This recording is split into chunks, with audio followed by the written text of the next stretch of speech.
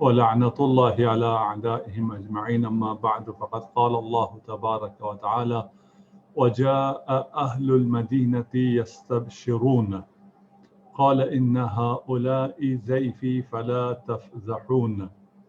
خدا کا شکر ہے کہ ہم سورہ مبارکہ حجر کی تلاوت کر رہے ہیں، اور آج اگر خدا نے توفیق دی تو یہ سورہ ہم تمام کر لیں گے، اور اگر تھوڑا مختصر چلتے ہوئے اگر آپ کے سوال ہوئے تو شاید کل تک بھی چلا جائے، اور پھر کل سے سورہ نحل ہم انشاءاللہ شروع کریں گے اگر کر سکیں تو۔ ارشاد فرمایا جا رہا آیت ہے وجاء اہل المدینۃ یستبشرون، یہ قوم لوط کی بات چل رہی ہے، اور جب فرشتے آئے ہیں حضرت لوط کے گھر اور ان کو آ کے کہا کہ آپ کو یہاں سے جانا ہے، ان کو تباہ ہو جانا ہے، اپنے اہل بیت کو آل لوط کو لے کے جانا ہے، لیکن ان میں سے جو آپ کی بیوی ہے وہ اس قابل نہیں ہے، وہ غابرین میں سے ہے، وہ رہ جائے گی، اور صبح ہوتے ساتھ ہی، رات میں ہی نکلنا ہے، صبح ہوتے ساتھ ہی عذاب نے نازل ہو جانا ہے۔ اب یہ ایک تصویر تھی کہ فرشتے ہیں اور اس کی گفتگو ہو رہی ہے پیغمبر سے، لوط سے، اور ان کے اہل بیت اس میں شامل ہیں، اور دوسرا رخ یہ ہے کہ جا اہل المدینہ تھی، اور لوط کے جو قوم لوط تھے وہ خوشیاں مناتے ہوئے حضرت لوط کے گھر آ جاتے ہیں۔ قال ان هؤلاء ضیفی، حضرت لوط نے کہا کہ بلا شبہ یہ میرے مہمان ہیں، فلا تفضحون، تم مجھے رسوا نہ کرو، واتقوا اللہ۔ نیکسٹ آیت، ہم یہ آیت چھوٹی چھوٹی آیتیں ہیں ان کو کرتے جا رہے ہیں۔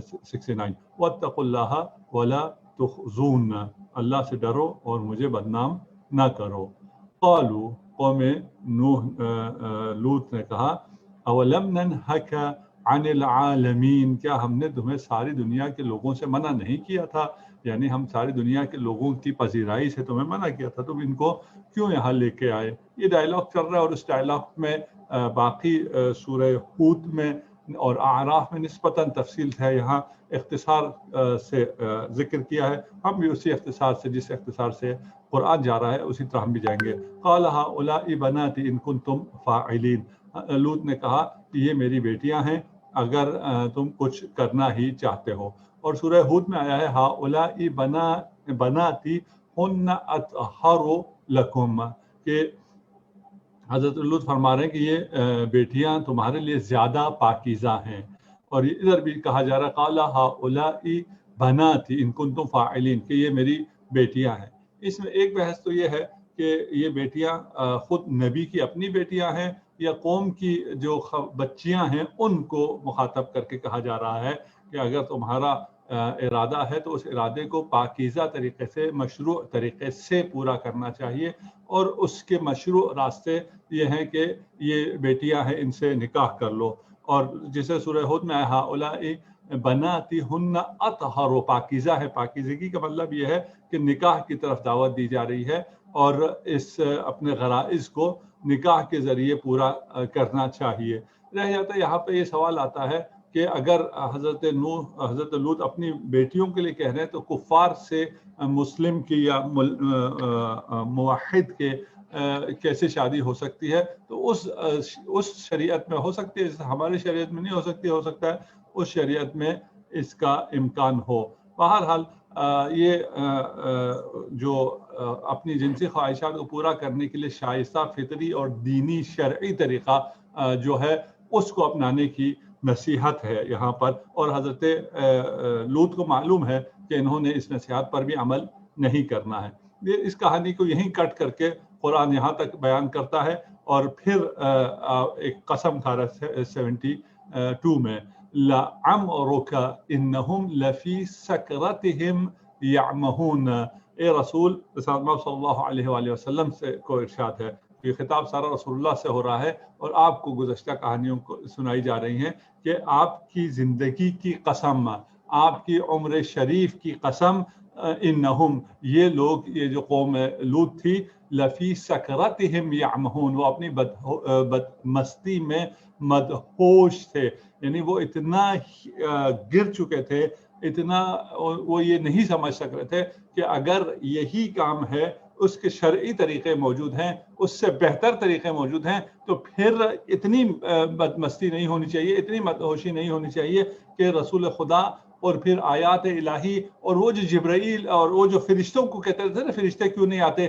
فرشتے بھی آئے بیٹھے ہوئے ہیں اور عذاب کا وقت بھی آن پہنچا ہے، لیکن ابھی تک یہ بدمست ہے، ابھی تک یہ مدہوش ہیں، اور ابھی تک یہ اسی طرح جرائم، آج کل کی جدید جاہلیت بھی اس سے زیادہ بدمست ہے، اس سے زیادہ مدہوش ہے، اور انہوں نے تو اس شنیع کام کو قانونی لبادہ بھی اڑا دیا ہے، اس کو قانوناً جسٹیفائی بھی کرتے ہیں، پروٹیکشن بھی دیتے ہیں، پروموٹ بھی کرتے ہیں، ان کا حال اس سے بھی زیادہ ہے۔ فَأَخَذَتْهُمُ الصَّيْحَةُ مُشْرِقِينَ، پھر سورج نکلنے کے وقت اچانک ایک خوفناک آواز نے ان کو گرفت میں لے لیا، فَأَخَذَتْهُمْ، ان کو گرفت میں لے لیا، الصَّيْحَةُ، اس خطرناک خوفناک آواز نے، مشرقین، جب سورج نکلنے کا وقت ہوا، فَجَعَلْنَا عَالِيَهَا سَافِلَهَا، پھر ہم نے اس کی بستی کو تہو بالا کر دیا، عالی کو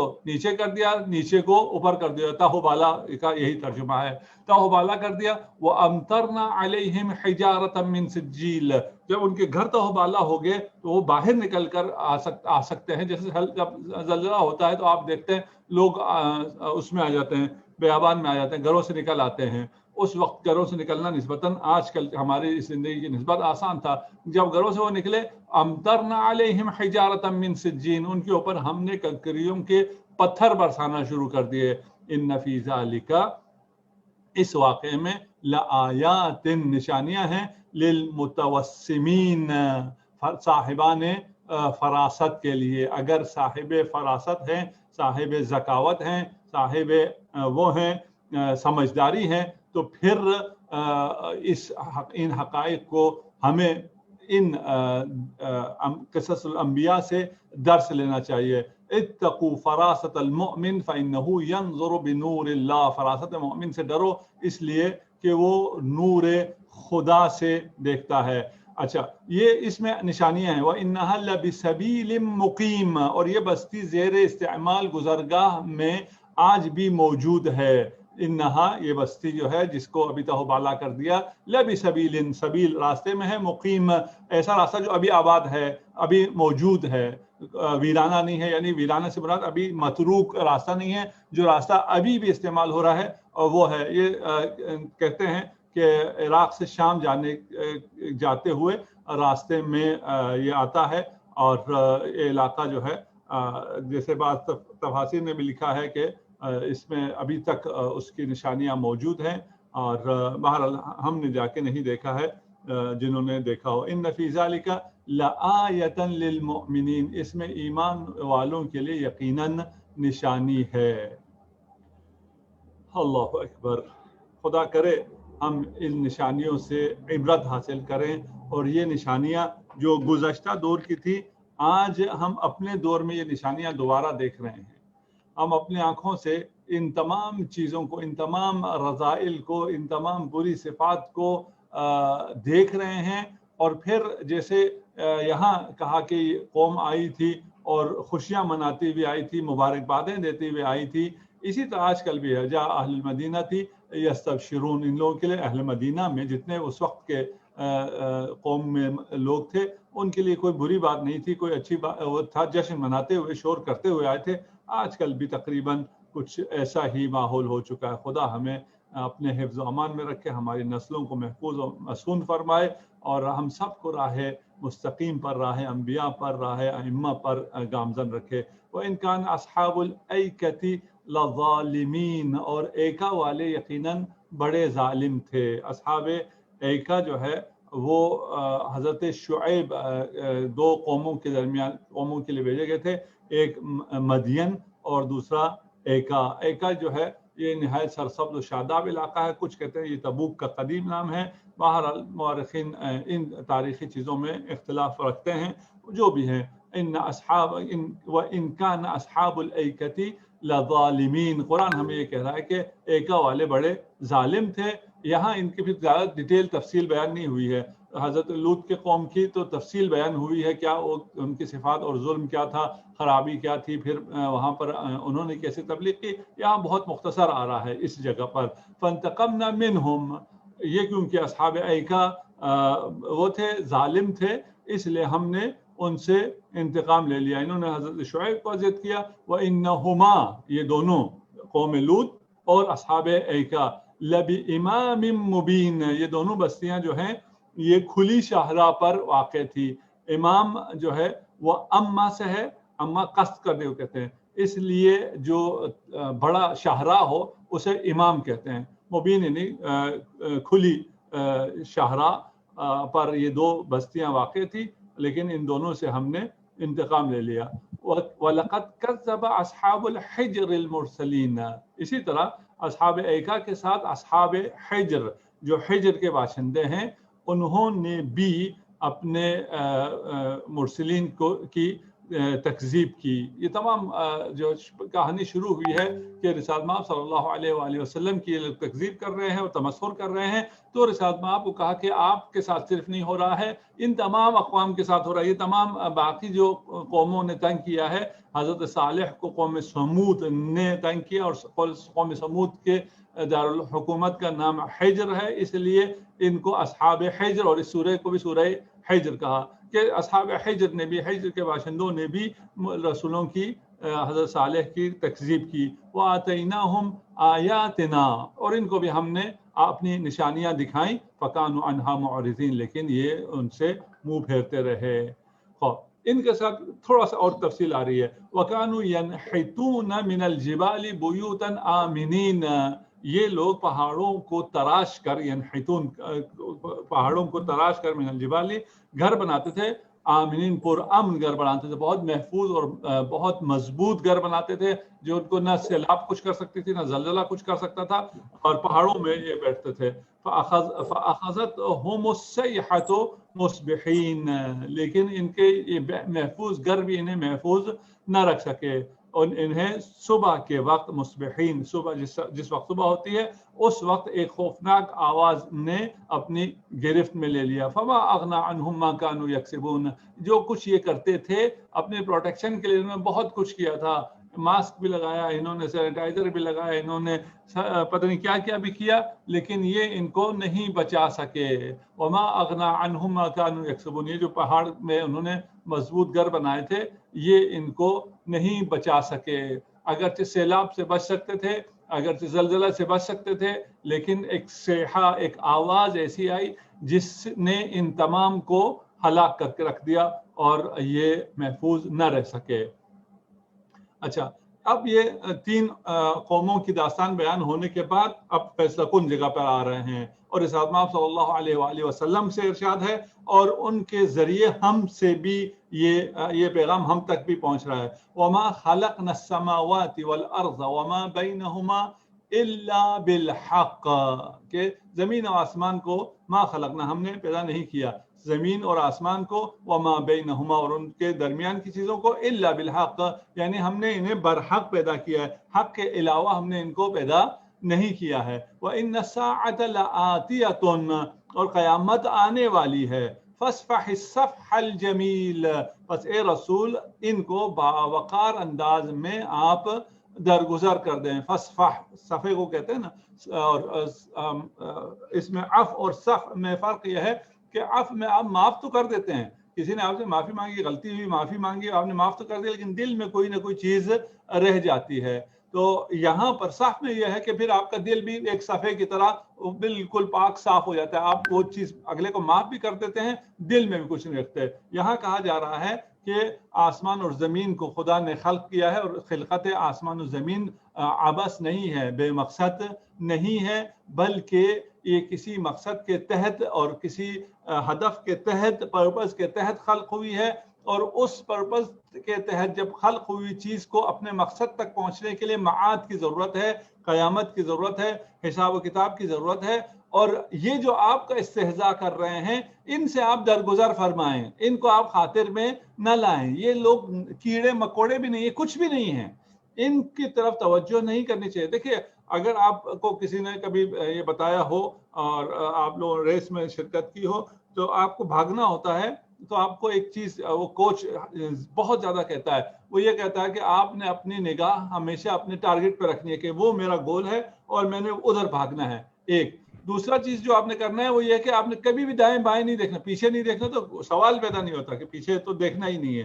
کبھی بھی آپ نے دائیں بائیں بھی نہیں دیکھنا ہے، اور اگر تھوڑا سا بھی آپ دائیں بائیں دیکھیں آپ کا کنسنٹریشن گیا، آپ کا جو مقصد پر فوکس تھا وہ گیا اور آپ ہار کے دوسرا آپ سے آگے نکل جاتا ہے. یہاں زندگی کی دوڑ میں بھی یہ جو دائیں بائیں آپ کی یہ وہ بھی نہیں ہے، یہ جو اس میں دوڑ میں حصہ لے رہے ہیں وہ آپ کے ساتھ ہیں، آپ کے کمپٹیٹرز ہیں، آپ کے ساتھ بھاگ رہے ہیں، یہ آپ کے ساتھ بھاگنے والے بھی نہیں، آپ کے ساتھ شاہراہ پہ بھی نہیں ہے. ان کی طرف دیکھنے کا کوئی مطلب ہی نہیں ہے. آپ نے زمین و آسمان برحق پیدا ہوا ہے کسی مقصد کے لیے، آپ کسی دوڑ میں ہیں، کسی راستے پر ہیں، اس پر چلتے چلے جائیں. قیامت نے آنا ہے، یہ آپ کو مذاق اڑا رہے ہیں، ان کا حساب خدا لے لے گا، ابھی آگے بھی بیان ہوگا. ان کا حساب آپ کے ذمہ نہیں ہے. آپ اپنا دل چھوٹا نہ کریں، آپ دل کو فصفح، دل سے ہر چیز کو نکال دیں، ان کے استہزاء، ان کی چیزوں کو، ان کے باتوں کو سرے سے نظر میں نہ لائیں. کوئی بھی آپ پر تنقید کر رہا ہو، کچھ کر رہا ہو، آپ اس کو کسی بھی شمار میں نہ لائیں، توجہ بھی نہ کریں. فرض کر لیجیے آپ کے خلاف کسی نے کوئی پوسٹ لکھ دی ہے، کوئی کلپ ڈال دی ہے، کوئی خط لکھ دیا فلاں، اس کو پڑھیں بھی نہیں، اتنا بھی وقت اپنا ضائع نہ کریں، اس کی طرف موڑ کے دیکھیں بھی نہیں. اگر کوئی آپ کو سنا رہا ہے اور کہہ رہا ہے کہ فلاں نے آپ کے خلاف یہ کہا، کیا نہ سنو، اس کو سنو بھی نہیں. اور اگر آپ نے سن لیا ہے، کسی کے بارے میں بات آپ کے آ گئی ہے یا اس نے خود آپ کے منہ پہ بول دیا ہے، اسے بھی اپنے صفحۂ دل سے مٹا دو، ان کو معاف کر دو، درگزر کر دو، اور جمیل درگزر کرو. کیوں؟ اس لیے کہ تم برحق پیدا ہوئے ہو، کہیں تم نے اور جانا ہے. ان ربک هو الخلاق العلیم، آپ کا رب بڑا خلق کرنے والا اور بڑا دانا ہے. اللہ اکبر. یہ خلاق علیم نے کیا احسان کیا آپ پر. دیکھیے اب اگر ہم جہاں یہ سورہ حجر ہمیں لے کے جا رہی ہے، اب آخری مراحل میں آ گئے ہیں. ہم شروع کیا تھا اور شروع میں بھی کہا تھا کہ یہ مذاق اڑاتے ہیں. ہم نے وہاں بھی کہا کہ یہ پیغمبروں کے مذاق اڑاتے ہیں، یہ آج ہمارا بھی مذاق اڑاتے ہیں. ہم نے ان کے مقابلے میں کیا کرنا ہے. ان تمام چیزوں کے بعد آج نتیجہ دے دیا کہ بھئی اپنا دل بالکل صاف کر لو، ان کو معاف کر دو، درگزر کر لو، ان کو اگنور کرو، ان کو نظر میں لاؤ ہی نہیں، ان کو اپنے دل میں کوئی جگہ نہ دو، نہ مثبت نہ منفی. اپنا دل صرف اور صرف خدا کے لیے رکھو. اس خوبصورت سے دل میں خدا کو جگہ دو، اس لیے کہ وہ جو لا مکان ہے، اس کا کوئی مکان نہیں ہے، اور اگر کوئی مجازن مکان کہا جا سکتا ہے تو وہ تیرا دل ہے، اور تیرے دل میں ہے خدا. اس کے لیے اس دل کو پاک، صاف ستھرا، صفحہ، شفاف اور تمام چیزوں سے، تمام آلودگیوں سے، حتیٰ کسی کے لیے کینے سے پاک رکھو. رہ گیا جو بغض ہے دشمنان اہل بیت کا، اس کا مطلب یہ ہے کہ ان کا کوئی چیز اس دل کے قریب بھی نہ آنے دیا جائے. بغض اس معنی میں ہے، نہ اس معنی میں کہ ہم اس کو لے کے کڑتے رہیں. ٹھیک، اچھا ایک یہ ہو گیا. دوسرا اب کیا ہے، یہ اس سے آگے آپ کو انتہائی خوبصورت آیت ہے.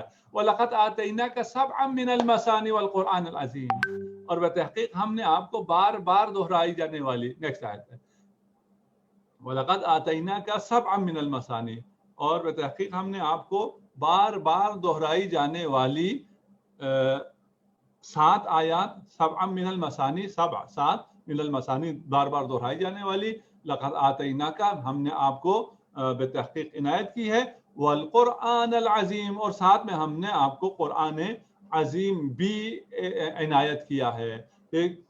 اب وہ جو آپ سے کہہ رہے ہیں اور وہ جو آپ کا طنز کر رہے ہیں، وہ جو مذاق کر رہے ہیں، استہزاء کر رہے ہیں، ہنس رہے ہیں، ان سب کو چھوڑو، تم ان کو اگنور کرو. دیکھو تمہیں خدا نے کیا دیا ہوا ہے. تمہیں خدا نے قرآن، اور قرآن کا ہم پلہ سورہ حمد، وہ سورہ حمد جس کو آپ ہر روز نماز میں تلاوت کرتے ہیں، یعنی آپ کے پاس یہ طاقت ہے. سورہ حمد آپ کے پاس ہے، قرآن آپ کے پاس ہے. اس کو سوچو کہ آپ کو کیا ملا ہوا ہے. سبع من المثانی، یہ قرآن ہے. 7 بار بار جو دہرائی جانے والی ہیں، یہ قرآن ہے. اس کے مقابلے میں کفار کو بہت کچھ ملا ہوا تھا. مشرکین کے پاس اقتدار تھا، دولت تھی، بہت کچھ تھا. ان کے ابھی اگلے آیت میں آتا ہے اس کا کہ ان کے پاس جو کچھ ہے اس پہ نظر نہ رکھو. اس کے مقابلے میں پہلے آپ کو، آپ کے دل کو مضبوط کیا جا رہا ہے، آپ کے نفس کو بھرپور اعتماد سے کوٹ کوٹ کے بڑھا جا رہا ہے. آپ میں وہ حالت غنا ڈالی جا رہی ہے کہ خدا نے آپ کو کیا دیا ہے؟ آپ کو معلوم ہے خدا نے آپ کو سورہ حمد اور قرآن دیا ہے. لقد آتیناک سبعا من المثانی والقرآن العظیم. آپ کو یہ ملا ہوا ہے، پھر آپ کو کیا مشکل ہے؟ آپ کو کسی چیز میں کوئی مشکل اس میں پیش نہیں آنی چاہیے. اب آ جائیے اگلی آیت پر. وَلَا تَمُدَّنَّ عَيْنَيْكَ إِلَى مَا مَتَّعْنَا بِهِ أَزْوَاجًا مِّنْهُمْ. اللہ اکبر. یہ ہمارے لیے بہت زیادہ ہے. یہ رسول خدا کا تو مسئلہ نہیں تھا، یہ ہمارے لیے ہے یہ. اور لا تمدن، اور ہرگز نگاہیں نہ اٹھاؤ، عینیک اپنے نگاہوں کو ہرگز نہ اٹھاؤ، الا ما اس چیز کی طرف، متعنا بھی جس سے ہم نے ان کو دیا ہے، وہ جو ان کو عیش اور عیش سامان عیش جو ہم نے ان کو دیا ہے، ازواج منہم ان کی ایک جماعت کو. فلا تمدن عینیک الی ما متعنا به ازواجا منہم، کہ اے رسول آپ اس سامان عیش پر جو ہم نے کافروں کی ایک جماعت کو دیکھ رکھا ہے ہرگز نگاہ نہ ڈالیں. اللہ اکبر. سامان عیش دیا کس نے؟ متعنا، ہم نے دیا ہے. اگر ان کے پاس ہے تو اس کا مطلب یہ نہیں ہے کہ آپ کے اوہو ان کا تو خدا کوئی اور ہے، ان کا بدھ انہیں دیتا ہے، ہمارا خدا ہمیں نہیں دیتا، یا کوئی اس قسم کی ذہن میں کوئی بات نہیں آنی چاہیے. کیوں؟ اس لیے کہ ان کو بھی جو کچھ ملا ہے وہ ہم نے دیا ہے. جو ہم نے انہیں یہ عیش و عشرت اور یہ مکان اور مرکب اور پتہ نہیں سواریاں اور پرائیویٹ جیٹ اور کیا کیا دیا ہے، ان کی طرف آپ نگاہ اٹھا کر بھی نہ دیکھیں. تمام مومنین کے لیے بھی ہے. یوٹیوب پر بھی ان چیزوں کو نہ دیکھیں کہ فلاں کا کتنا بڑا گھر ہے، فلاں کی کتنی بڑی گاڑی ہے، فلاں کے کتنے اچھے ڈریس ہیں. ان چیزوں کی طرف نگاہ اٹھا کر بھی نہ دیکھیں. کیوں؟ اس لیے کہ آپ کے پاس قرآن ہے، آپ کے پاس سورہ فاتحہ ہے، آپ کے پاس رسول ہیں، آپ کے پاس اہل بیت ہیں، آپ کے پاس خدا ہے. آپ ایک مقصد کے تحت ہیں. یہ بے مقصد لوگوں کی چیزوں کو آپ نہ دیکھیں. ولا تحزن علیہم، اور ان کے حال پر رنجیدہ خاطر بھی نہ ہو. واخفض جناحک للمؤمنین، اور مؤمنوں کے ساتھ تواضع سے پیش آئیں. اچھا، یہاں پر ایک تو یہ ہو گیا کہ جو کچھ ان کے پاس ہے اس کو ہم نے نہیں دیکھنا ہے. اب آج کل ہم اس طرح نہیں ہے کہ ہم آنکھ اٹھا کر ہی نہ دیکھ سکیں. ہمیں نظر آ جاتی ہیں ہر طرف آج کل سوشل میڈیا اور پتہ نہیں اللہ بلا نظر آ گئے. ہمیں متاثر حد اقل ان سے نہیں ہونا ہے. جو ہم نے ان کے ایک جماعت کو دیا، ایک گروہ کو دیا، ازواج منہم، کفار کے کچھ لوگوں کو ہم نے بہت زیادہ غنی کیا. ولا تحزن علیہم، وہ کفر میں ہیں تو ان پر آپ کا دل بھی نہیں جلنا چاہیے، ان پہ رشک بھی نہیں آنا چاہیے، ان پر رحم بھی نہیں آنا چاہیے.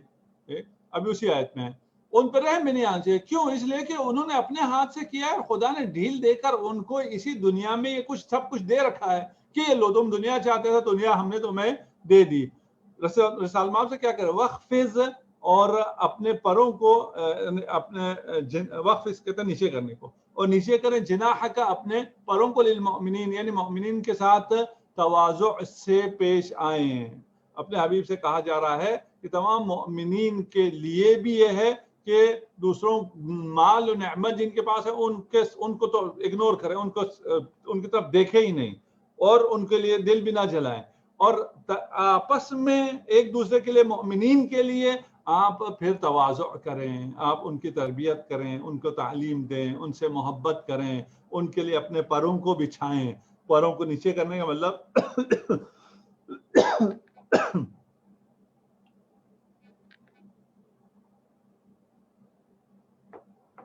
ان کے ساتھ اچھی طرح پیش آنا ہے. قل انی انا النذیر المبین، اور ان سے کہہ دیجئے کہ میں تو صریحاً تنبیہ کرنے والا ہوں. بس اب آگے تم نے اگر اس تنبیہ پر سے فائدہ نہیں اٹھانا ہے تو تمہیں ڈیل دے دی جائے گی. میں صرف تمہیں بتانے والا ہوں، اس کے بعد کا آپ غم نہ لیں. کما انزلنا علی المقتسمین، جیسا کہ ہم نے عذاب نازل کیا دھڑے بندی کرنے والوں پر. جو دھڑے بندی کرتے ہیں ان پر بھی خدا کا عذاب ہے. یہ اس سے مراد نہیں ہے، لیکن جو فرقہ واریت پھیلاتے ہیں اور امت محمد مصطفیٰ صلی اللہ علیہ وآلہ وسلم کو کمزور کرتے ہیں ان پر بھی خدا کا عذاب ہے. کما انزلنا علی المقتسمین، یہ مقتسمین وہ تھے جنہوں نے مختلف گروہوں کو دڑوں کو بٹھایا ہوا تھا کہ تاکہ لوگوں کو رسالت مآب صلی اللہ علیہ وآلہ وسلم تک نہ پہنچنے دیا جائے. ان کے بارے میں ہے کہ ان کو اوپر ہم نے عذاب نازل کیا ہے، اور یہ جو دھڑے بندی اور تفرقہ بازی اور فرقہ پرستی کرتے ہیں ان پر بھی عذاب نازل ہے. ہاں، اپنے مکتب کی علمی باتوں کو پیش کرنا تفرقہ بازی نہیں ہے، اس کو سننے کی طاقت نہ رکھنا تفرقہ بازی ہے. والذین جعلوا القرآن عزین، اور جنہوں نے عذاب، اسی طرح عذاب ہے ان کے اوپر جنہوں نے قرآن کو ٹکڑے ٹکڑے کر دیا.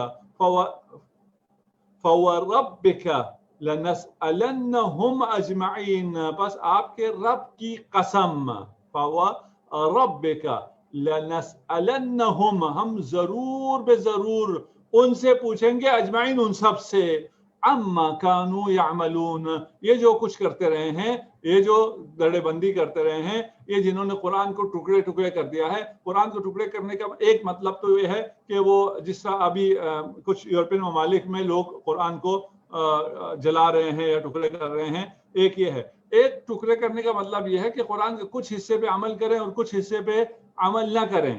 قرآن سارے کا سارا عمل کے لیے ہے. قرآن کو تقسیم نہیں کیا جا سکتا کہ ہم اس پہ تو عمل کرتے ہیں اور اس حصے پہ عمل نہیں کرتے. ان پر بھی خدا کی لعنت ہے، ان پر بھی خدا کا عذاب ہے، اور خدا ان سے پوچھے گا عما کانوا یعملون، یہ جو کام کر رہے ہیں، بدکاریاں کر رہے ہیں، ان کے بارے میں خدا ان سے سوال کرے گا. فاصدع بما تؤمر، یہ وہ اعلان ہے، حدیث آیت ہے جس کے بعد پھر رسالت مآب صلی اللہ علیہ وآلہ وسلم کو اپنے بعثت کو، رسالت کو علی الاعلان بیان کرنے کی اجازت مل رہی ہے. فاصدع، واشگاف الفاظ میں اعلان کر دیجئے، بما تؤمر، جن چیز کا آپ کو حکم ملا ہے. وَأَعْرِضْ عَنِ الْمُشْرِكِينَ، اور مشرکین کو اعتنا میں نہ لائیں کہ وہ کیا کہیں گے، اس اعلان کو وہ کیسے رسپونڈ کریں گے، وہ مذاق اڑائیں گے. اِنَّا كَفَيْنَاكَ الْمُسْتَهْزِئِينَ، آپ کے واسطے ان تمسخر کرنے والوں سے نمٹنے کے لیے یقیناً ہم کافی ہیں. اِنَّا كَفَيْنَاكَ، ہم آپ کے لیے کافی ہیں. مستہزئین، یہ لوگ جو آپ کا تمسخر کر رہے ہیں، مذاق اڑا رہے ہیں، ان کے مقابلے میں ہم کافی ہیں. الذین یجعلون مع اللہ الہا آخر، یہ دیکھیں کیا دلجوئی دی ہے صلی اللہ علیہ وآلہ وسلم کو کہ اگر یہ آپ کا مذاق اڑا رہے ہیں تو یہ صرف آپ کا مذاق نہیں اڑاتے، یہ تو ہمارا بھی مذاق اڑاتے ہیں. میرا خدا کا مذاق اڑانے کا کیا مطلب ہے؟ الذین یجعلون مع اللہ الہا آخر، یہ میرے ساتھ شریک قرار دیتے ہیں، یہ میرا تمسخر ہے، یہ میری ساتھ گستاخی ہے. فسوف یعلمون، لیکن ان کو بہت جلد پتہ چل جائے گا. اللہ اکبر. یہاں ہمیں یہ بات بہت اچھی طرح یہ میسج لینا چاہیے کہ ہم جس مقصد سے کے لیے دنیا میں آئے ہیں، ہمیشہ ہماری نگاہوں کے سامنے وہی مقصد ہونا چاہیے، وہی خدا، وہی اس کا تقرب، وہی شریعت، وہی حلال و حرام. اس کے علاوہ باقی کوئی چیز ہمیں انگیج نہ کر سکے، کوئی چیز ہمیں اپنی طرف ہماری توجہ نہ لے جا سکے. اعرض، چھوڑ دو ان سب کو. وصفح، ان کے کوئی آپ کو مذاق اڑاتا ہے اس کو دل میں جگہ نہ دو، اس کو بھی دل سے نکال دو. آپ کس مشکل میں ہیں، کس طرح آپ کو اذیت کیا جا رہا ہے، کس طرح آپ کا مذاق اڑایا جا رہا ہے، کس طرح آپ کو پریشر ڈالا جا رہا ہے تاکہ آپ دین پہ عمل نہ کریں، اس کا خدا کو علم ہے. ارشاد فرما رہے ہیں رسول اللہ سے، لقد نعلم، ہم جو آپ سے کہہ رہے ہیں دل صاف کرو اور ان کو اہتمام میں نہ لاؤ، ہمیں معلوم ہے. لقد نعلم انک یضیق صدرک بما یقولون، یہ لوگ جو کچھ کہتے ہیں اس سے آپ کا دل یقیناً تنگ ہوتا ہے، یقیناً آپ کا یضیق، آپ کا دل یقیناً تنگ ہو رہا ہے ان کی باتوں سے، لیکن اسے چھوڑ دیں. اچھا، اب میں نے کچھ لوگ مجھے اذیت کر رہے ہیں اور میں ان سے اذیت نہیں ہونا چاہتا. آج کل بھی جو جدید سائنس ہے وہ یہی کہتی ہے کہ اگر آپ کو کوئی اذیت کرتا ہے تو آپ ان کو اگنور کریں، آپ اذیت نہ ہوں. اگر ان کو پتہ چل گیا آپ سینسیٹیو ہیں اور آپ کو اس سے اذیت ہو رہی ہے تو وہ اپنے مقصد میں کامیاب ہوتے ہیں، آپ کو مزید اذیت کرتے ہیں. آپ اذیت نہ ہوں. بھائی اذیت نہ ہوں، میرے ہاتھ میں تو نہیں ہے، میرا دل لطیف ہے، حساس ہے. میں آپ یہ کہتے ہیں آپ اگر وہ نہ ہوں، آپ ٹس سے مس نہ ہو، پتھر کی طرح کھڑے رہیں، اور میں پتھر نہیں ہوں، میں انسان ہوں. وہ جب مجھے اس قسم کی باتیں کرتے ہیں، میرا مذاق اڑاتے ہیں، تو میں تو متاثر ہوتا ہوں، میرا دل تو تنگ ہوتا ہے. یہ کہ آپ رسپونڈ ہی نہ کریں، آپ ان کو اگنور کریں، یہ مشکل ہے. میں کیا کروں؟ قرآن آپ کو بتا رہا ہے فَسَبِّحْ بِحَمْدِ رَبِّكَ وَكُن مِّنَ السَّاجِدِينَ. بس سارا مسئلہ حل ہو گیا. آپ کو کوئی مذاق اڑا رہا ہے، آپ تسبیح شروع کر دیں. بس اپنے رب کی ثنا کے ساتھ تسبیح کریں. فسبح، تسبیح کریں. بحمد ربک، اپنے رب کی ثنا کے ساتھ. وَقُم مِّنَ السَّاجِدِينَ، جاؤ سجدے میں چلے جاؤ، سجدے کرنے والوں میں سے ہو جاؤ. اللہ اکبر، سارا مسئلہ حل ہو گیا. دیکھنا، آپ کو لوگ تنگ کر رہے ہیں، مذاق اڑا رہے ہیں، آپ ان تمام چیزوں کا مقابلہ کر سکتے ہیں. کس طرح؟ تسبیح الہی کر کے اور سجدہ الہی میں جا کے. جب سجدہ الہی میں چلے جاتے ہیں تو اس مرکز قوت سے آپ کا ارتباط ہو جاتا ہے. اللہ اکبر. ہمیں پتا ہے کہ آپ مشکل حالات میں ہیں، جس وقت آپ بھی بہت مشکل حالات میں تھے، ہم لوگ بھی ابھی بہت سے مشکل حالات میں ہیں. ہم لوگ کیونکہ کمزور ہیں، وہ طاقتور ہیں، ان کے پاس میڈیا ہے، ان کے پاس پاور ہے، ان کے پاس قلم ہے، ان کے پاس لکھنے والے ہیں، ان کے پاس بولنے والے ہیں. لکھنے والے، بولنے والے، نام ان کے مسلمان ہوں، ان کے قلم بھی انہوں نے خریدا ہوا ہے، ان کے ذہن بھی انہوں نے خریدا ہوا ہے، اور وہ آ کر مذاق اڑاتے ہیں، شریعت کے احکام کا مذاق اڑاتے ہیں، کہتے ہیں یہ کیسے ممکن ہے، یہ نہیں ہو سکتا ہے. فسبح بحمد ربک. ان تمام تکلیفوں اور تمام مصیبتوں کے مقابلے میں تسبیح، تحمید اور سجدہ، نماز، عبودیت، بندگی، اس تسبیح و عبادت سے آپ کو طاقت حاصل ہوتی ہے. آپ مرکز قوت کائنات سے متصل ہو جاتے ہیں اور آپ کا دل مطمئن ہو جاتا ہے. آپ کو یہ لوگ ہیچ نظر آنے شروع ہوتے ہیں. آپ اگر ظاہراً ان کا مذاق نہ اڑائیں، آپ کا دل ان کا مذاق اڑاتا ہے، ان پر آپ کا دل جلتا ہے کہ ان بیچاروں کو کیا ہوگا. جواب دیا، ان پر دل آپ کا نہ جلے، چھوڑ دو ان کو. ان کو ہم نے اس دنیا میں جو دے سکتے ہیں سب کچھ دیا، ان پہ آپ نے نظر نہیں رکھنی ہے. یہ ابتدائی بعثت میں رسول خدا صلی اللہ علیہ وآلہ وسلم سے ارشاد ہے، اور اسی وقت کہا جا رہا ہے یا ایھا المزمل قم اللیل الا قلیلا. اگر آپ کو طاقت حاصل کرنی ہے، آپ ابھی کمزور ہیں، تو آپ کو طاقت نواز شب سے ملے گی. آپ کو رات کو کھڑا ہونا پڑے گا، محراب عبادت میں جانا ہوگا. انا سنلقی علیک قولا ثقیلا، ہم آپ پر بوجھ ڈالنے والے ہیں، لیکن بوجھ اٹھانے کے لیے کیا کرنا ہوگا؟ بوجھ اٹھانے کے لیے نماز پڑھنی ہوگی. ان الانسان، سورہ معارج ہے، ان الانسان خلق ہلوعا. انسان کو ہم نے بہت کم حوصلہ پیدا کیا ہے. اس میں حوصلہ نہیں ہے. اذا مسہ الشر جزوعا، جب اسے تکلیف پہنچتی ہے تو گھبرا اٹھتا ہے. واذا مسہ الخیر منوعا، جب اسے کوئی خیر پہنچتا ہے، آسائش حاصل ہوتی ہے تو بخیل ہو جاتا ہے. جب اس کے پاس سب چیزیں ہوتی ہیں یہ ٹائٹ فسٹ ہو جاتا ہے، یہ نہیں دے سکتا. الا المصلین، لیکن مسلین نہیں ہے. مسلین حلوع نہیں ہے، ان کا حوصلہ کم نہیں ہے، جزوع نہیں ہے، منوع نہیں ہے، یہ چٹان کی طرح ہے. الذین ہم علی صلاتہم دائمون، جو اپنی صلاۃ پر، نماز پر قائم ہیں، ان کو کوئی بھی نہیں ہلا سکتا ہے. اس کے بعد اب آخری آیت آ گئی، وَاعْبُدْ رَبَّكَ حَتَّى يَأْتِيَكَ الْيَقِينُ، اور اپنے رب کی عبادت کریں یہاں تک کہ آپ کو یقین آ جائے، موت آ جائے. آخری سانس تک اللہ کی عبادت کرنی ہے. اللہ کی عبادت کے بغیر زندگی کا ایک لمحہ بھی ہمارا نہیں گزرنا چاہیے. یہاں پر ایک جو گمراہی پھیلانے والے ہیں وہ یہ کہتے ہیں کہ آپ کو عبادت اتنا کرنی چاہیے کہ آپ کو یقین حاصل ہو جائے. جب آپ کو یقین حاصل ہو جائے اس کے بعد پھر آپ کو عبادت نہیں ہے، کوئی تکلیف نہیں ہے، کچھ بھی نہیں ہے، بلکہ آپ اس منزل پہ پہنچے ہوئے ہیں. اس لیے آپ رہنا بھی پھرتے رہیں، نماز بھی نہ پڑھیں، کچھ بھی نہ کریں، آپ کے لیے کوئی چیز نہیں ہے. اور قرآن کی اس آیت کو پیش کرتے ہیں. قرآن کی یہ آیت حتی یأتیک الیقین سے مراد یہ ہے کہ جب تک آپ کو موت نہ آ جائے. آپ کو جب موت آ جائے گی تو پھر اس کے بعد آپ سکون پائیں گے اور آپ منزل مقصود تک پہنچیں گے. وَاعْبُدْ رَبَّكَ، اللہ کی عبادت کرنی ہے.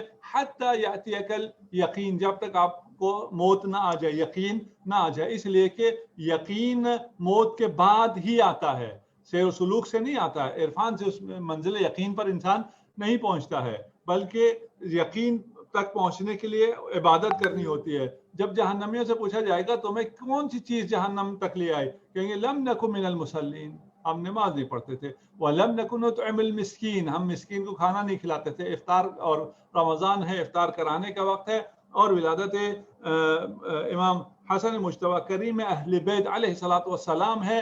ہمیں اطعام کرنا ہے, ہمیں افطاریاں کھلانی ہیں, جتنا بھی کر سکتے ہیں اپنے اطراف میں دور دراز جہاں کر سکتے ہیں.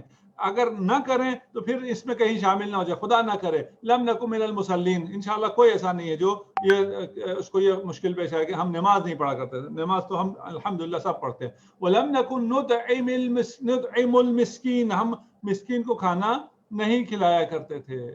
اللہ اکبر. وَكُنَّا نَخُوضُ مَعَ الْخَائِضِينَ كُنَّا نُكَذِّبُ بِيَوْمِ الدِّينِ حَتَّى آتَانَا الْيَقِينَ. دیکھیں, جب تک ہمیں یقین نہیں آ گیا, یعنی موت ہمیں جب تک نہیں آ گئی, تب تک ہم نہ نماز پڑھی نہ اطعام کیا. ہم غازین کے ساتھ گھومتے رہے, تکذیب کرتے رہے. ہمیں موت آ گئی حتی آتانا الیقین, تو ہمارا ٹھکانہ جہنم ہو گیا.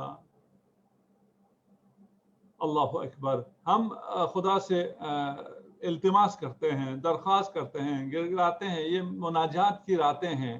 اللہ کی بندگی سے جو کوتاہیاں ہم سے ہو گئی ہیں, جو گناہ ہم سے ہوئے ہیں, اس کو ہم خدا کی بارگاہ میں توبہ کرتے ہیں, استغفار کرتے ہیں, اور خدا کی بارگاہ میں عرض کرتے ہیں ہم سے یہ جو گناہ ہوئے یہ اس لیے نہیں ہوئے کہ ہم نے آپ کو تجھے کم اہمیت سمجھا, ہم نے تجھے اہمیت نہیں دی اور تیرے محضر میں ہم نے گناہ کر لیا.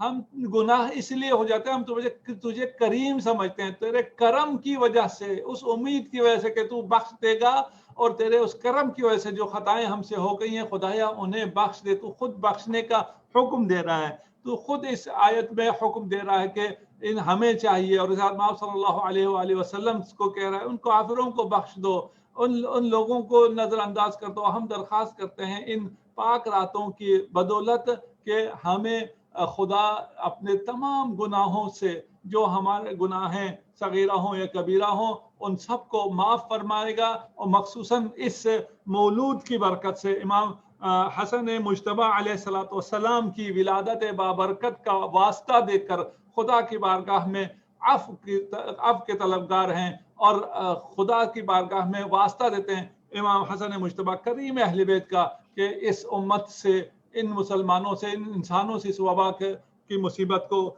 رفع فرما. ہم سب کو صحت و عافیت عنایت فرما. ہم سب کو امام زمانہ عجل اللہ فرجہ الشریف کے اعوان و انصار میں قرار دے. آپ کے اگر سوال ہیں ہم لے سکتے ہیں. بسم اللہ الرحمن الرحیم. ایک منٹ دے دیں پلیز. آغا صاحب اگر تھوڑے سے کوشچنز اگر کم ہے تو آج تھوڑا سا امام حسن کا بھی آپ اگر تھوڑا سا ذکر کر دیجیے گا پلیز. تھوڑا سا اونچا بولیں گے, میں اسپیکر کم ہے. تھوڑا سا امام حسن کا بھی اگر آپ ذکر کر دیں آج پلیز. جی آغا. بسم اللہ الرحمن الرحیم. میں پہلے جشن کا سما ہو جائے گا. کوشچن کر لوں. جی کر لیجیے. ایک دو کوشچن بسم اللہ 2-4 منٹ میں بول لوں گا انشاءاللہ. ٹھیک ہے. بسم اللہ الرحمن الرحیم. السلام علیکم. 94 آیت ہے کہ کافروں کے لیے وشگاہ فی الواس میں آپ اعلان کر دیجئے, ان سے قطع تعلق ہو جائیے. لیکن یہ جو گھس بیٹھیے ہیں ہمارے صفوں میں, ہمارے رنگوں میں ہی رنگ, ہمارے رنگ میں رنگے نافقین ہیں, ان کے ساتھ کیا اسٹریٹجی کرنی چاہیے؟ Thank you. 94 فاصدع بما تؤمر, آپ کو جو حکم ملا ہے اس کا واشگاف الفاظ میں اعلان کر دیں. یہ 2 جگہ پہ ہوا ہے. ایک جگہ وہاں ہوا ہے جب یہ آپ مکہ میں ہیں اور آپ اپنے بعثت کی ابتدا میں آپ کو یہ حکم دیا جا رہا ہے کہ جو آپ سے کہا جا رہا ہے اس کو آپ واشگاف الفاظ میں بیان کر دیں. وَأَعْرِضْ عَنِ الْمُشْرِكِينَ, مشرکین کو آپ اگنور کر دیں. یہ ہو گیا آپ نے جیسے کہا مشرکین کے لیے. اب اپنوں کے درمیان میں کیا ہونا ہے وہ پھر آپ غدیر پہ آ جائیں. غدیر میں آ کے یہی کہا جا رہا ہے کہ آپ کو جو حکم دیا جا رہا ہے وہ کر کے دیں. اگر نہیں کیا تو فما بلغت رسالتہ, پھر اگر آپ نے یہ اعلان نہیں کیا واشگاف الفاظ میں اعلان کر دو. واللہ یعصمکم من الناس, اور یہ اب مشرکین نہیں کہہ رہے ہیں, اب سب شامل ہو گئے کہ ان لوگوں سے خدا آپ کو بچائے گا. اب اگر آپ رسالت مآب کے لیے لیتے ہیں تو رسالت مآب کے لیے یہ دونوں ہو گیا کہ مشرکین کے لیے بھی ہے, مشرکین سے بھی جو حکم آ رہا ہے وہ واضح بیان کر دو, ان کو اگنور کریں, ان کا اعتنا میں نہ لائیں, اور جو ہمارے اپنے درمیان میں بھی ہیں ان کو بھی اعتنا میں نہ لاؤ. ان کے بھی یہ بھی اپنے مصالح کی وجہ سے, مفادات کی وجہ سے بتوں کی پرستش کرتے تھے. یہ سب جانتے تھے یہ بت کوئی بت نہیں ہے, ان کے پاس کچھ بھی نہیں ہے. اسی طرح جب ہم لوگوں میں بھی ہم اپنے مفادات کی وجہ سے ہم بھی کچھ بت بنا لیتے ہیں, ہمیں پتا ہوتا ہے کہ وہ بت کچھ نہیں ہے. رسالت مآب کو حکم ہے کہ جو خدا کی طرف سے حکم ہے اس حکم کو پہنچائیں, اور ان کو مشرک ہوں یا منافق ہوں ان کو نظر میں نہ لائیں. کامیابی آپ کے ساتھ ہے, اور رسالت مآب صلی اللہ علیہ وآلہ وسلم کو خدا نے کامیابی عنایت فرمائی. آج دین محمد مصطفیٰ صلی اللہ علیہ وآلہ وسلم اس طرح جو پوری دنیا میں پھیلا ہوا ہے, قائم و دائم ہے, یہ آپ کی انہی اوامر خداوندی پر عمل کرنے کی وجہ سے ہے. اور آپ کیونکہ مشرکین اور منافقین کو آپ نظر میں نہیں لائے, اس لیے اسلام آج اس منزل پر ہے. اور انشاءاللہ وہ دن آئے گا کہ جب مہدی موعود تشریف لائیں گے اور پوری دنیا میں اسلام کا دور دورہ ہوگا.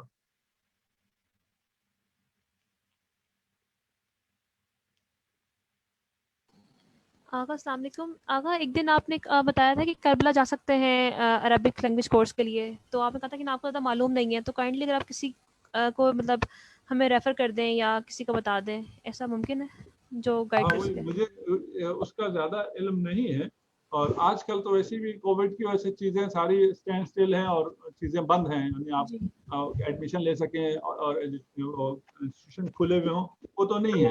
ابھی کی حالات ایسے نہیں ہیں. ٹھیک, تو بہرحال میں پھر بھی جو وہاں کچھ لوگ ہیں, آج کل تو کچھ بھی نہیں ہو رہا, عراق میں جو کچھ لوگ ہیں ان کا میں آپ کو دے سکتا ہوں, آپ وہ کر لیجیے گا. فی الحال بہتر یہ ہے کہ جب تھوڑے سے حالات بہتر ہوں تب آپ دوبارہ پوچھ لیں. ابھی وہ لوگ یہی جواب دیں گے جو ابھی آپ کو جواب دیں. صحیح آگا, صحیح, جزاک. السلام علیکم آغا صاحب. وعلیکم السلام. آغا صاحب آیت نمبر 88 میں جو ہے کہ آپ ان کی بے دینی پر کچھ افسوس نہ کریں اور ایمانداروں سے اگرچہ غریب ہوں جھک کر ملا کرو, تو یہ جو ہے رسول اللہ تو آلریڈی جو ہے رسالت مآب کی شخصیت وہ بہت متواضع, آپ یہ ہم سے عام مسلمانوں سے کہا جا رہا ہے ان کے ذریعے سے. اور دوسرے یہ کہ بے دینی پر افسوس نہ کرنا, تو یہ کچھ لوگ جیسے ہوتے ہیں جو اپنے مومنین میں سے ایسے ہوتے ہیں جو غلط بات کر رہے ہو, تو کہاں تک فرض ہے اگر ہم نے وہ بات سنی, جیسے گروپ پہ کوئی بات ہو رہی ہے, تو اگر ہمارے پر فرض ہے کہ ہم ان کو تھوڑا سا ہم مطلب امر بالمعروف کریں یا پھر ان کو چھوڑ دیں. اس آیت کے مطابق تو یہ کہ بس ان کے اوپر چھوڑ دیں, افسوس بھی نہ کریں ان کے اوپر ان کی بے دینی پر. یہ آیت ہے خطاب رسالت مآب صلی اللہ علیہ وآلہ وسلم سے, اور جو رسول خدا سے خطاب ہو رہا ہے وہ اس میں سے جو میسج ہمیں ملتا ہے وہ ہمارے لیے بھی ہے. اس کے بعد یہ آیت ختم نہیں ہو گئی ہے کہ رسالت مآب سے خطاب ہو گیا اس کے بعد اب آیت کو کلوز کر دیا گیا ہو یا خدا نخواستہ نعوذ باللہ نسخ کر دیا ہو گیا. نہیں, یہ آیت جب باقی ہے تو یہ آیت ہمیں بہت کچھ کہہ رہی ہے. تو ایک بات تو یہ ہو گئی کہ یہ جو بھی یہ بھی اور باقی بھی خطاب کس سے, خطاب رسالت مآب سے ہے, ٹھیک ہے نا. لا تمدن عینیک, رسالت مآب صلی اللہ علیہ وآلہ وسلم تو ان کے جو ان کے پاس ہے ان کو تو نہیں دیکھتے تھے, ان کے لیے یہ بات تو بالکل واضح تھی. لیکن بات رسالت مآب سے ہو رہی ہے, پہنچائی مسلمانوں کو جا رہی ہے, باقی جو اس وقت بھی تھے اور آج بھی تو ہیں. اور اس کے ساتھ پھر یہ ہے کہ مومنین کے ساتھ تواضع کرنا, اور یہ رہ گیا کہ یہ وہ ویلیوز ہیں جو رسالت مآب صلی اللہ علیہ وآلہ وسلم میں تھیں. اس کا مطلب یہ نہیں ہے کہ پھر وہ کسی تذکر کے محتاج نہیں تھے خدا سے, ہم سے تذکر کے محتاج نہیں تھے کہ ہم جیسے لوگ رسول خدا کو نصیحتیں کریں یا مشورے دیں یا فلان کریں, اور کرتے تھے. اصحاب بہت زیادہ تھے, ان میں ان کو یہ سمجھ نہیں تھی, وہ لوگ کرتے تھے. وہ آپ پڑھیں سیرت نبی تو اس میں بہت بھرا ہوا ہے. ان کو حق نہیں ہے, لیکن خدا کی طرف سے تو آئے گا, خدا کی طرف سے رسول خدا کو یہ ہدایت آتی رہے گی کہ آپ تواضع کریں, آپ ان کے اوپر آپ کو وہ نہ ہو, دل نہ جلے, رنجیدہ خاطر نہ ہو. اور رسالت مآب اپنے لطافت کی وجہ سے, رحمت کی وجہ سے رنجیدہ خاطر ہوتے تھے. جب یہ کفار کو جہنم جاتے دیکھتے تھے اور دیکھتے تھے کہ کفار جو ہے نصیحت نہیں لے رہے تو رنجیدہ خاطر ہوتے تھے, تو آپ سے فرمایا کہ آپ رنجیدہ خاطر نہ ہو, اور اتنا کہہ دیں کہ انی انا نذیر المبین، انذار کرنا ہے کھلے لفظوں میں، واضح بات پہنچانی ہے. بات پہنچانے کے بعد اگر وہ عمل نہیں کر رہے ہیں تو آپ نے محزوم نہیں ہونا، رنجیدہ خاطر نہیں ہونا. آپ نے خود بیٹھ کے آنسو نہیں بہانے. ابھی آپ سے جو کہا جا رہا ہے وہ یہ نہیں کہا جا رہا کہ آپ کے گروپ میں یا فلان میں کوئی کر رہا ہے تو آپ کہیں جاؤ جہنم کرتے رہو. نہیں، آپ اپنی بات پہنچائیں. بات پہنچانے کے بعد بھی وہ اگر عمل نہیں کرتے ہیں تو آپ کو رنجیدہ نہیں ہونا چاہیے. آپ سے کوئی پوچھے، آپ کچھ بھی نہیں، نہ کھا رہے نہ پی رہے اور آپ بیٹھے ہوئے ہیں اور عبادت بھی نہیں کر رہے، آج کیا ہوا، آج فلان گروپ میں یہ ہوا اور میں نے یہ کہا اور انہوں نے نہیں کیا اور وہ سب جہنم جا رہے ہیں. وہ جا رہے ہیں، آپ اپنی عبادت کریں، آپ حشاش بشاش رہیں، آپ ہنستے کھیلتے رہیں، آپ اپنی فیملی کو ٹھیک سے وقت دیں. یہ مقصد ہے. وہ اور مطلب ہے اور یہ اور مطلب ہے.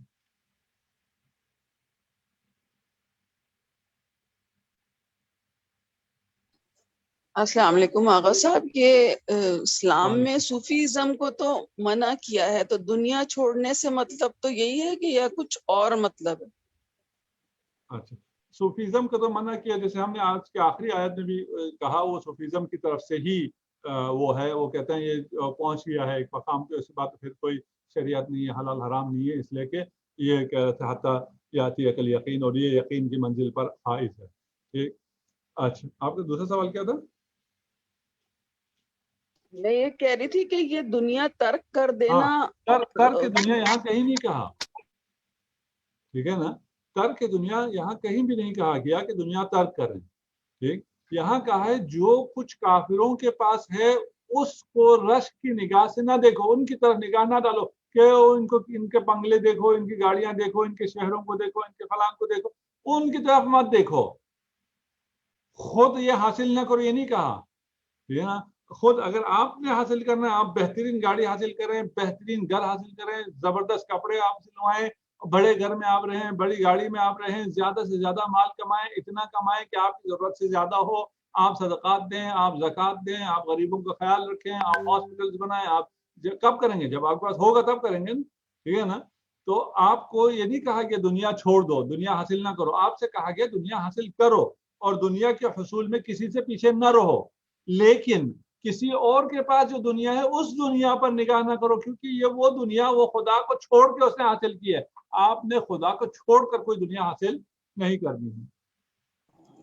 آغا صاحب یہاں پہ حضرت علی علیہ السلام کا اگر ہم کوٹ وہ کریں کہ تم دنیا میں رہو، دنیا کی خاطر نہیں، مطلب یعنی کہ دنیا تم پر سوار نہ ہو، تم دنیا کے اوپر رہو. دنیا کی حکمرانی کرنی چاہیے، دنیا سے لینا چاہیے، لیکن ایسا نہ ہو کہ دنیا حاصل کرنے میں آپ جو ہے وہ آپ کے اوپر دنیا اتنی سوار ہو جائے کہ آپ دین کو چھوڑ دیں. اس طرح سے اگر ہم اس کو بیان کریں تو جی صحیح. ٹھیک ہے. اچھا، اب ہمارے پاس آخری 5 منٹ ہیں اور آج جشن بھی ہے، اور اگر تو کوئی سوال خود امام حسن مجتبیٰ علیہ السلام کی زندگی سیرت کے بارے میں سوال ہے، وہ ہمیں تھوڑا سا آسان ہو جائے گا، ہم اس کے مطابق یہ 5 منٹ بولتے ہیں. اگر نہیں ہے تو پھر جو ہمارے ذہن میں آئے گا ہم وہ بولیں.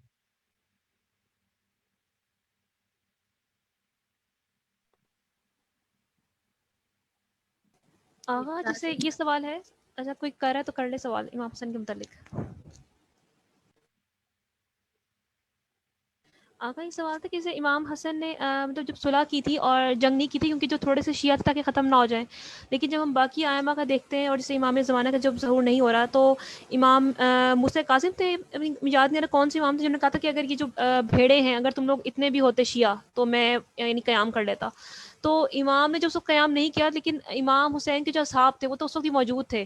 تو کیا امام کے قیام نہ کرنے کی کوئی اور صورت ہو سکتی ہے کہ لائک اگر لمیٹڈ شیعہ یعنی کہ جو امام حسین کو جو شیعہ درکار تھے وہ ان کے پاس موجود تھے اور وہ چلے کچھ لوگ بعد میں بھی آئے جیسے حضرت حر آئے اور جو باقی اصحاب بھی آئے امام حسین کے ساتھ، لیکن اتنے اصحاب تو کیا جو پہلے سے امام حسین کے جو اصحاب تھے وہ سب موجود تھے کہ امام نے پھر بھی قیام نہیں کیا؟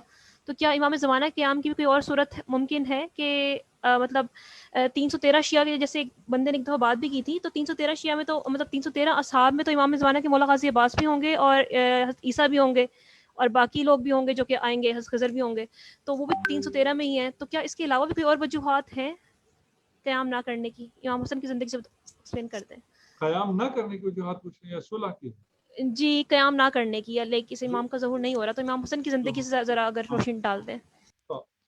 اچھا، سب سے پہلے بات تو یہ ہے کہ ہم یہ کہیں کہ امام نے صلح اس لیے کی کہ شیعہ نہ مارے جائیں یا شیعہ بہت کم ہیں ختم نہ ہو جائیں، یہ ہمارا اپنا گمان ہے. امام نے نہیں فرمایا کہ میں اس لیے قیام نہیں کر رہا ہوں کہ شیعہ نہ مارے جائیں. اور شہادت جو ہے وہ کبھی بھی کوئی کسی بھی امام کے لیے مسئلہ نہیں رہی ہے، بلکہ امام کی آرزو رہی ہے کہ انہیں شہادت نصیب ہو.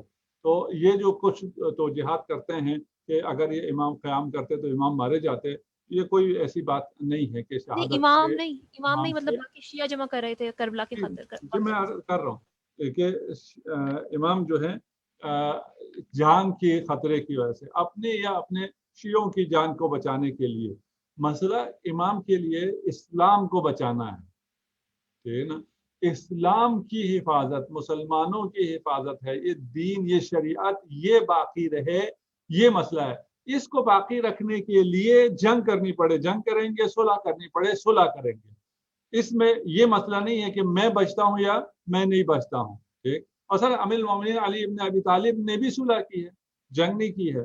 ٹھیک، تلوار انہوں نے بھی نہیں اٹھائی ہے، انہوں نے اس طرح صلح نامے پہ دستخط نہیں کیا ہے.